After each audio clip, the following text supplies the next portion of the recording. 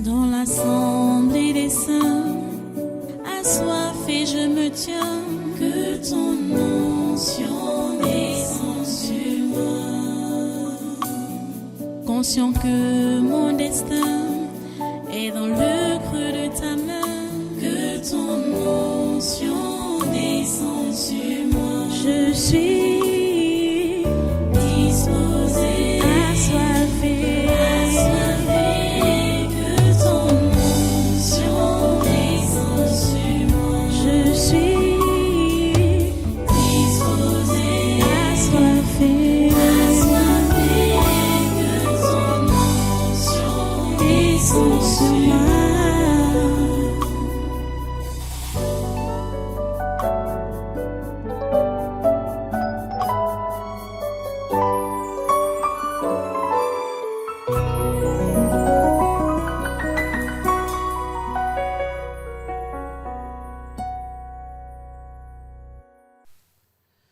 Alléluia. Voilà, nous allons prendre dans notre Bible. On va continuer notre message de dimanche passé là. Matthieu, on va prendre le deuxième texte qu'on a eu à lire. On a parcouru aussi le psaume 119, mais surtout la parabole du semeur. Matthieu 13. Matthieu 13.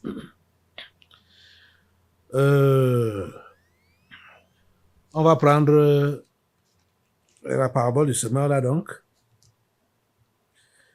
où Jésus explique, on va directement au niveau des explications, à partir du verset 18 jusqu'au verset 23, Matthieu 13. Ok. Vous donc, écoutez ce que signifie la parabole du semeur. Lorsqu'un homme écoute la parole du royaume et ne la comprend pas, le malin vient et enlève ce qui a été semé dans son cœur. Cet homme est celui qui a reçu la semence le long du chemin. Celui qui a reçu la semence dans les endroits pierreux, c'est celui qui entend la parole et la reçoit aussitôt avec joie. Mais il n'a pas de racine en lui-même, il manque de persistance, et dès que survient une tribulation ou une persécution à cause de la parole, il y trouve une occasion de chute. Celui qui a reçu la semence parmi les épines, c'est celui qui entend la parole, mais en qui les soucis du siècle et la séduction des richesses étouffent cette parole et la rendent infructueuse. Celui qui a reçu la semence dans la bonne terre, c'est celui qui entend la parole et la comprend. Il porte du fruit, et un grain en donne 100, un autre 60 et un autre 30. Prions le Seigneur. Dieu trois saint, nous te remercions pour ta parole. Nous te remercions parce que, en ce temps-ci, tu donnes des oreilles de disciples à tes enfants de comprendre, de comprendre ce que tu as à leur enseigner et leur donner la grâce de pouvoir assimiler et mettre en pratique ta parole. Ô Dieu, merci de le faire. Merci d'agir. Merci de rendre ces cœurs fertiles. Merci de rendre ces cœurs fertiles pour qu'ils soient productifs. Que ta parole qui est semée en eux puisse donner du fruit. Au nom puissant de Jésus, j'ai prié. Amen. Amen. Asseyez-vous, asseyez-vous. Voilà, une fois de plus, soyez les bienvenus à ce congrès de surnaturel de ce 19 juin 2025. C'est la suite du message de dimanche passé.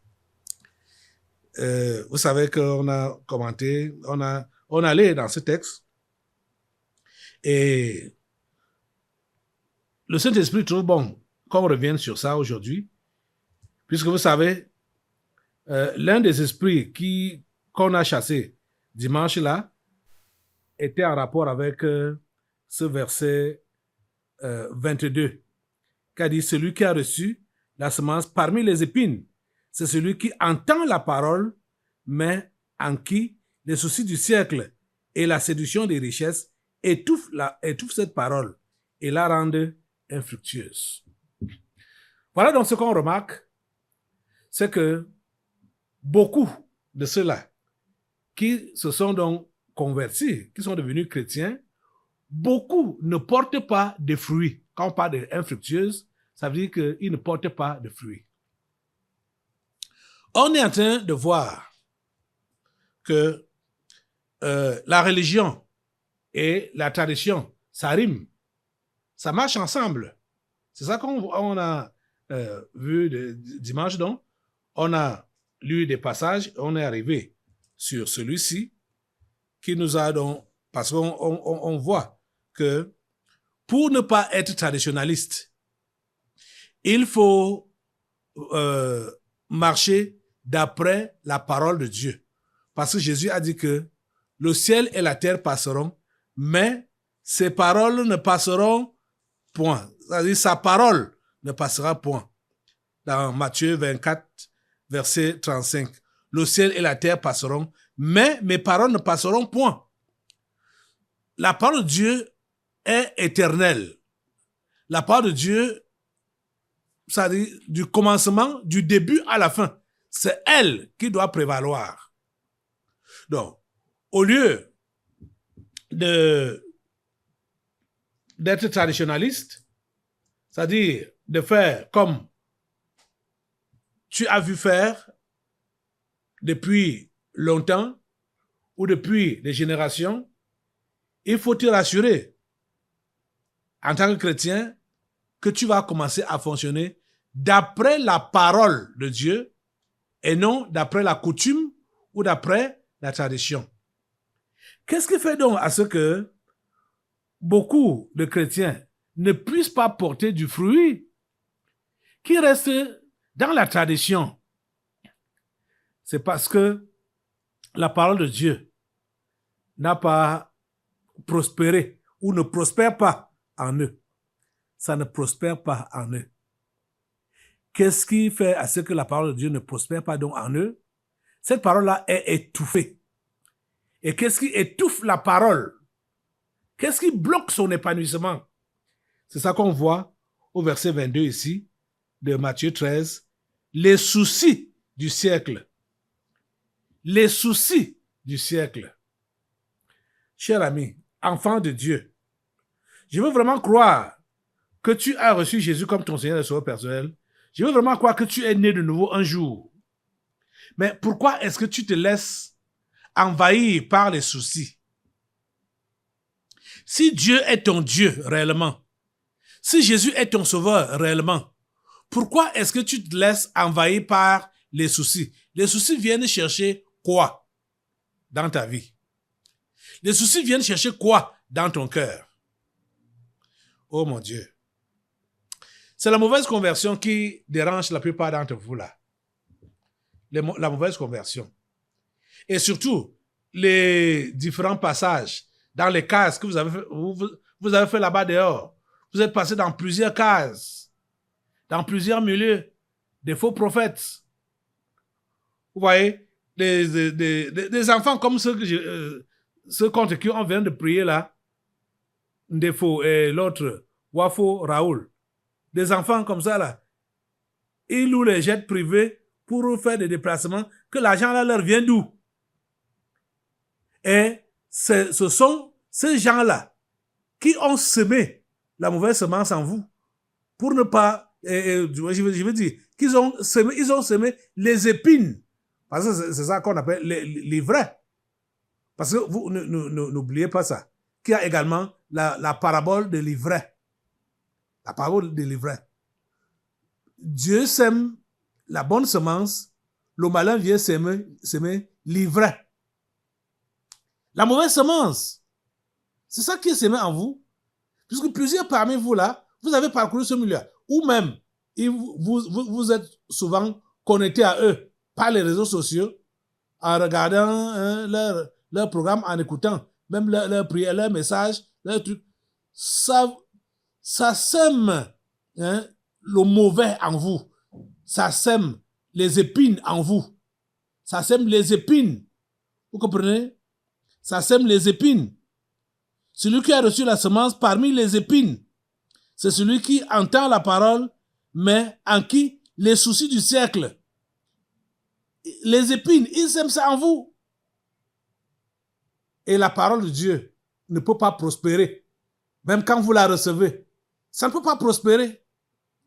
Cette parole-là pousse, hein? Vous êtes réellement né de nouveau, mais vous ne pouvez pas progresser. Parce que la parole de Dieu est parmi les épines. Elle est encombrée. Quand est-ce que je vais me marier? Quand est-ce que je vais avoir l'argent? Quand est-ce que je vais devenir riche? Quand est-ce que je vais quitter cette pauvreté? Quand est-ce que j'aurai ma maison? Quand est-ce que j'aurai ma voiture? Quand est-ce que j'aurai telle qualité d'habit, telle qualité de veste, telle qualité de bijoux? Quand est-ce que je vais faire telle qualité de coiffure? Les soucis du siècle. Les soucis du siècle. Pourquoi vous vous laissez envahir par ces soucis-là? Pourquoi? Quand est-ce que je vais quitter la location? Quand est-ce que j'aurai ma maison? Les soucis du siècle. Les amis, on ne doit pas être dans les soucis quand on est enfant de Dieu. On ne doit pas être dans les soucis. On ne doit pas être dans les questionnements quand on est enfant de Dieu. Vous comprenez ça? Ça ne doit pas être notre partage là-bas. Pourquoi donc on a cru? Quand on a cru, quand on a dit qu'on a cru, c'est qu'on a tout déposé à ses pieds. C'est-à-dire, on a tout déposé aux pieds de Jésus. Les soucis, les inquiétudes, on a tout déposé. Écoutez ce que la Bible nous dit, nous conseille. Oh mon Dieu.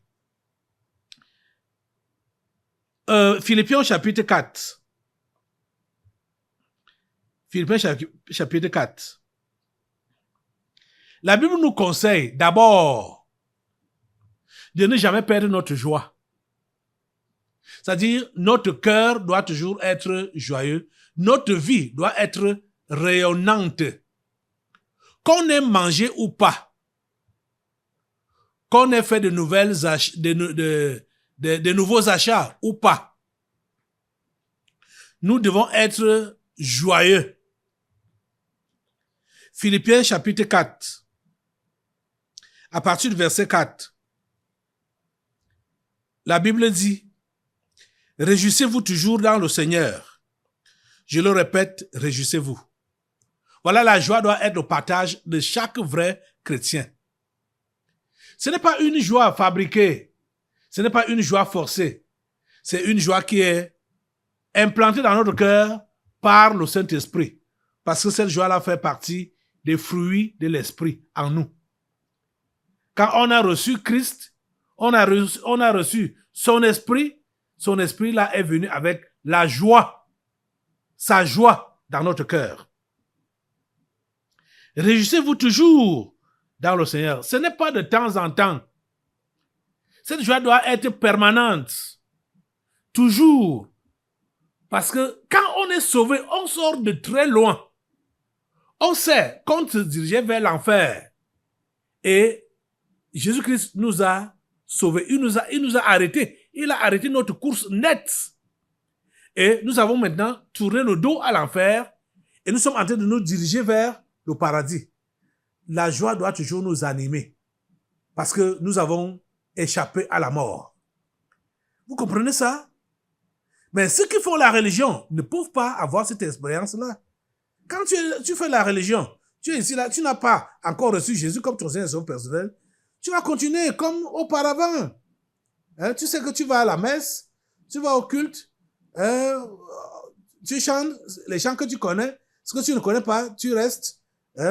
Je suis souvent dépassé de voir certaines personnes ici, pendant qu'on chante ou on loue, on adore, il a les mains croisées comme ça, la bouche fermée. Les gens qui sont ici à l'église depuis longtemps, depuis longtemps, je peux même les nommer. Je les vois les bras croisés. pendant l'adoration, ils sont là, ou pendant la prière, ils sont là, la bouche fermée. Vous voyez, vous êtes à côté de celui-là. Ceux qui sont à côté de celui-là, ils contaminent la mort aux autres. Ils contaminent la mort. Pas de joie, pas de dégagement. Réjouissez-vous toujours dans le Seigneur. Je le répète, réjouissez-vous. Verset 5. Que votre douceur soit connue de tous les hommes. Le Seigneur est proche. Que votre douceur soit connue de tous les hommes. Le Seigneur est proche. Vous voyez également, c'est-à-dire, la nouvelle naissance, celui qui est réellement né de nouveau là, ou celle qui est réellement né de nouveau là, il y a d'abord la joie là, et il y a également la douceur. La douceur. Tous les hommes, tout le monde doit remarquer que vous avez changé au niveau de votre caractère. Si vous étiez violent, vous avez changé. Vous êtes devenu doux. Et le verset 6 dit, ne vous inquiétez de rien. Vous comprenez très bien. Ne vous inquiétez de rien.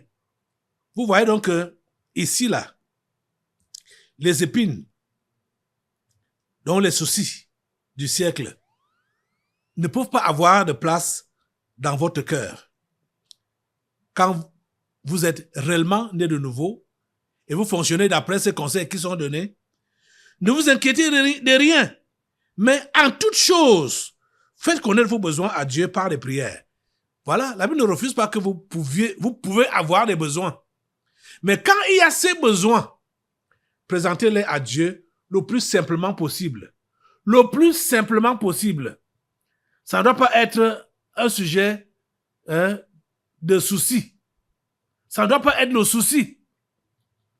Ne vous inquiétez de rien, mais en toute chose, faites connaître vos besoins à Dieu par des prières et des supplications avec des actions de grâce. Verset 7. Et la paix de Dieu, qui surpasse toute intelligence, gardera vos cœurs et vos pensées en Jésus-Christ. Donc, vos cœurs doivent rester attachés ou accrochés à Jésus. Vos pensées doivent rester accrochées à Jésus. Vous êtes en train de comprendre? Oh, quand vous entendez parler de cœur, c'est vous-même, hein, votre vie. Ça doit être accroché à Jésus. Ça doit être accroché à Jésus. Vous ne devez pas connaître les soucis. Vous ne devez pas avoir les ronces, les épines dans votre cœur. Donc les soucis du siècle et la séduction des richesses, ça ne doit pas être votre partage. Vous comprenez ça? En tant que vrai chrétien. En tant que vrai chrétien. La Bible reconnaît que vous pouvez avoir les besoins. Ça, c'est vrai. Mais vous les présentez à Dieu le plus simplement possible. Votre cœur reste attaché à Christ. Vos pensées restent attachées à Christ. Et vous continuez à fonctionner votre vie, avec votre vie, normalement en Christ. Mais, quand tu as donc la séduction des richesses, quand tu laisses donc les épines remplir ton cœur, tu vois, tu ne seras pas productif. La parole qui a été plantée en toi va être étouffée. Ça va être étouffé. Et ça n'aura pas de fruits. Tu n'auras pas de fruits. Vous comprenez? Que le Seigneur vous aide, les amis, que le Seigneur vous aide vraiment. Celui qui a reçu la semence parmi les épines, c'est celui qui entend la parole, mais en qui les soucis du siècle et la séduction du siècle, les soucis du siècle et la séduction des richesses étouffent cette parole et la rendent infructueuse. Ouais, la parole est étouffée. Elle ne peut pas produire les fruits. Étouffée. Combien parmi vous avez étouffé la parole de Dieu dans votre cœur? Combien? Je sais que vous êtes nombreux. Vous êtes plusieurs aujourd'hui. Que vous êtes là en train de vous soucier par rapport à votre avenir. Et d'autres même, ceux-là qui ont déjà des enfants, ce n'est pas seulement leur avenir, c'est déjà aussi l'avenir de leurs enfants. Hein, tout cela entre dans le jeu. Hein, qu'est-ce que mes enfants vont devenir? Qu'est-ce que... Hein, voilà, j'ai des grandes filles à la maison et elles ne se marient pas. Hein, j'ai des soucis inutiles. Et Seigneur, aide ces gens. Aide ces gens. Seigneur, aide-les à sortir de ces soucis futiles. Ces soucis futiles. Comment est-ce que vous vous comportez comme les païens? Je dis les femmes là, vous vous comportez comme les païennes. Parce que vous avez les soucis pour vos filles qui ne se marient pas, qui ne trouvent pas de mari, hein, qui ne partent pas en mariage. Ça devient votre souci. Votre garçon qui ne se marie pas. Hein? Ça devient votre souci. Ça, l'histoire là me dépasse. L'histoire là me dépasse. Vous n'avez aucune préoccupation pour l'avancement du royaume de Dieu. Mais votre préoccupation, c'est seulement pour les choses de cette vie, les choses charnelles, les soucis du siècle. Vous faites comme les gens à l'époque de Noé. Uh-huh. À l'époque de Noé, qu'est-ce que les gens faisaient? Ils achetaient, ils vendaient, ils se mariaient leurs enfants. Ils n'avaient aucun souci. Quand Noé pouvait même leur dire que Dieu m'a dit qu'il va détruire cette terre avec la pluie. Changer de comportement. Changer de comportement. Regardez, il m'a demandé de construire ce bateau pour m'y réfugier quand la pluie va commencer à tomber. Le bateau va s'envoler, va flotter sur l'eau avec moi et tout ce qui seront dedans. On se moquait de lui. Noé a conçu le bateau pendant 100 ans, un siècle. Il construit le bateau. Et pendant tout ce temps, il était un objet, un sujet de raillerie et de moquerie. On se moquait de lui. On se dit, mais tu es fou. Noé, tu es fou. Qu'est-ce que tu fabriques comme ça? Qu'est-ce que tu fais comme ça?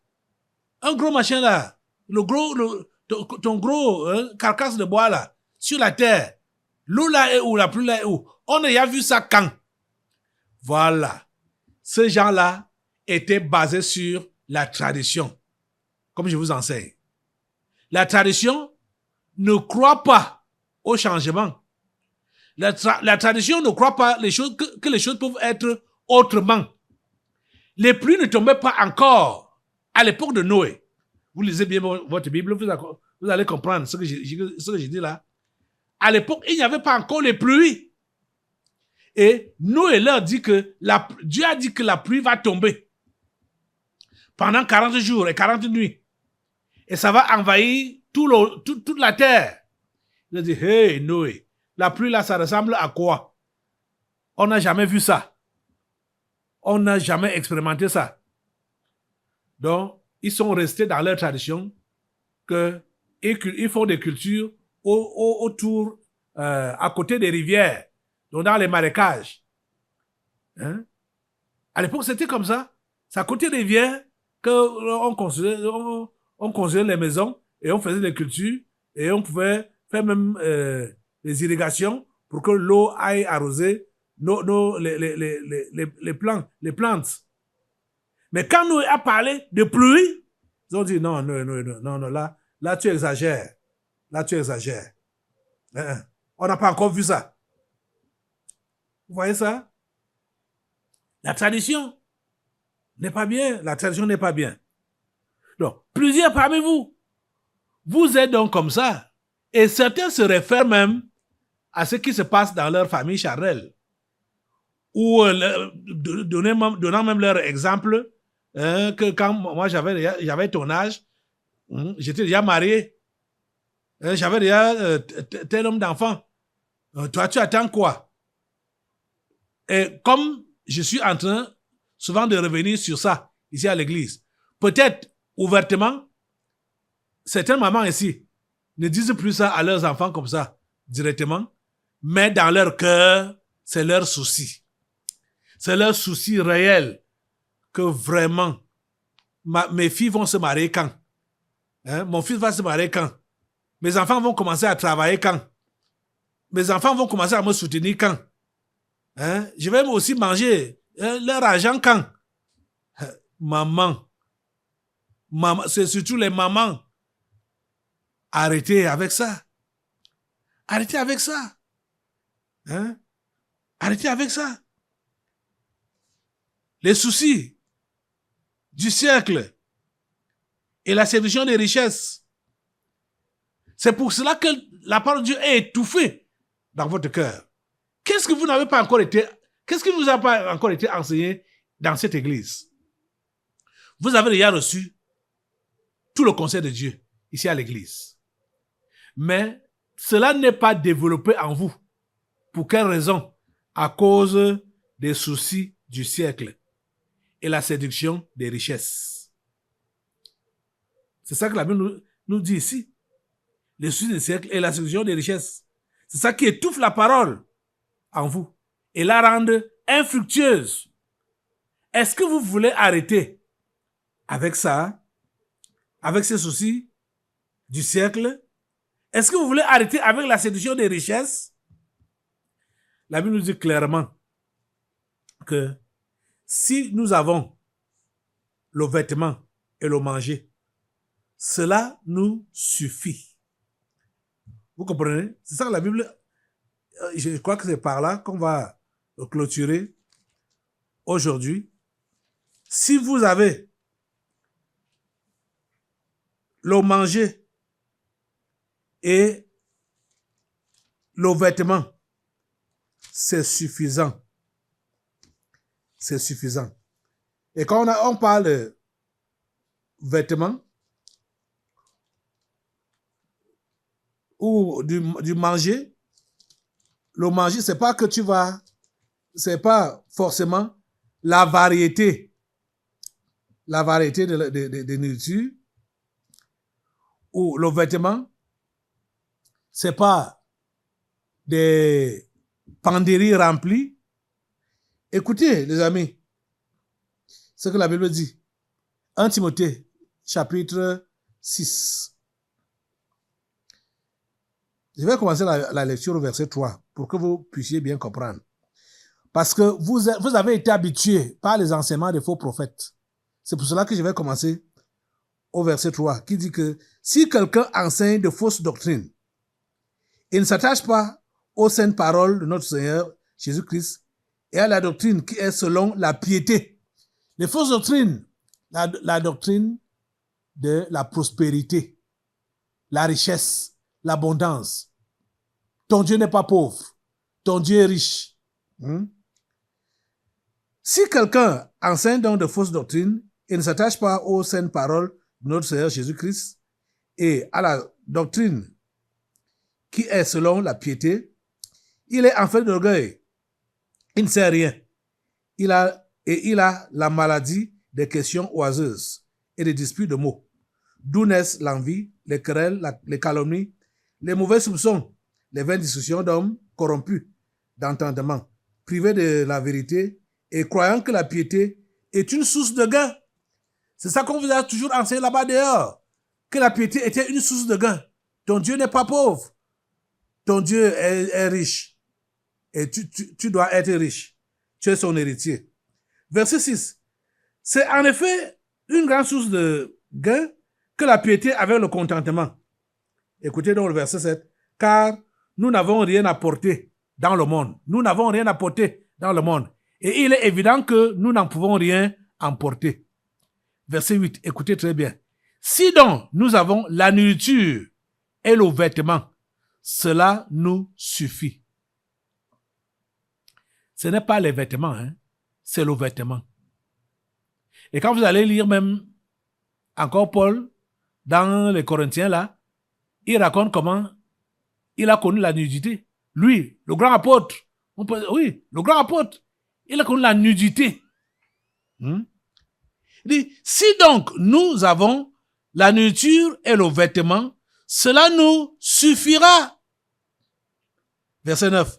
Mais ceux qui veulent s'enrichir tombent dans la tentation, dans le piège et dans beaucoup de désirs insensés et pernicieux qui plongent les hommes dans la ruine et la perdition. Car l'amour de l'argent est une racine de tous les maux. Et quelques-uns, en étant possédés, se sont égarés loin de la foi et se sont jetés eux-mêmes dans bien des tourments. S'il vous plaît, ressaisissez-vous aujourd'hui et comprenez que si tu as la nourriture et le vêtement, cela te suffira. Cela est suffisant. Lève-toi pour prier Dieu. Seigneur Dieu, je te recommande tes enfants que voici. Beaucoup ont étouffé ta parole. Tout le conseil que tu leur donnes ici est étouffé à cause des soucis du siècle et de la séduction de la richesse. La séduction des richesses. S'il te plaît, délivre-les de cet envoûtement. Délivre-les de ce démon, l'amour de l'argent. Délivre-les. Seigneur, s'il te plaît, délivre-les. Cette parole qu'on vient de lire a parlé de la possession. Les gens, beaucoup sont possédés, car l'amour de l'argent est la racine de tous les maux, et quelques-uns en étant possédés. Seigneur, délivre-les de l'amour de l'argent. Que ce démon quitte ses cœurs, que ce démon quitte ses vies, au nom puissant de Jésus. Merci Père Saint d'agir dans leur vie. Merci de les délivrer. Au nom puissant de Jésus, j'ai prié. Amen. Assois-toi. Nous allons maintenant passer aux délivrances prophétiques. Dans l'assemblée des saints, assoiffé je me tiens, que ton onction descende sur moi. Conscient que mon destin est dans le creux de ta main, que ton onction descende sur moi. Je suis disposée, assoiffée, que ton onction descende sur moi. Je suis disposée, assoiffée, que ton onction descende sur moi.